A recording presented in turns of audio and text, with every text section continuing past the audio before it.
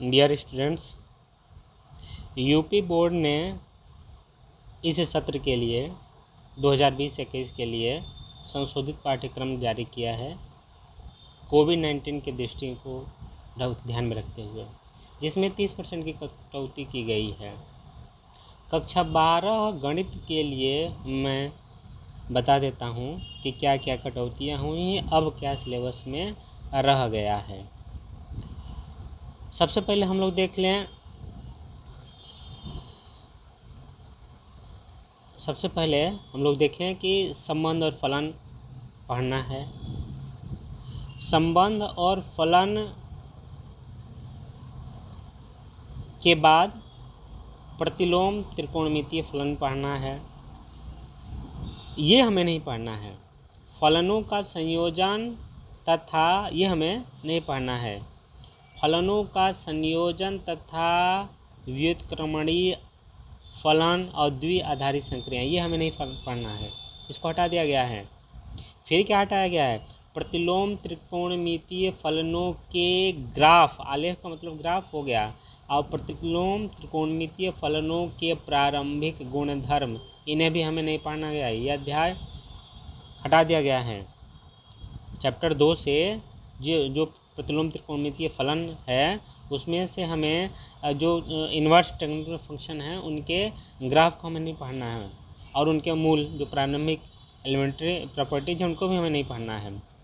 फिर उसके बाद हमें ये नहीं पढ़ना है, चैप्टर 5 में रोलेज और लैग्रेंजेस के मध्यमान प्रमेय तथा उसकी ज्योमेट्रिकल इंटरप्रिटेशन और अनुप्रयोग, ये हमें नहीं पढ़ना है।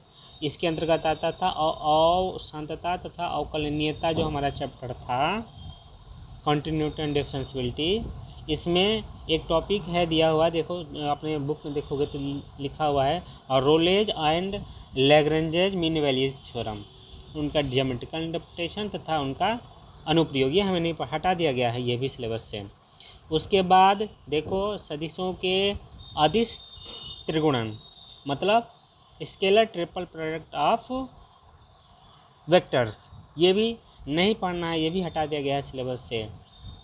इसके बाद अध्याय 10 में दो रेखाओं, देख लो, दो रेखाओं, दो तलों, एक रेखा और एक तल के बीच में जो कोण निकालने का दिया हुआ है इस चैप्टर के अंतर्गत, सदिश बीजगणित, ठीक है, उसके अंतर्गत 3D के अंतर्गत ये दो चैप्टर्स मिला करके आता है कि दो रेखाओं और दो प्लेन्स के बीच का हमें कोण निकालना रहता है, तथा उसमें एक और पॉइंट है कि एक रेखा और एक तल के बीच में हमें कोण निकालना, ये भी हमारे सिलेबस से हटा दिया गया है।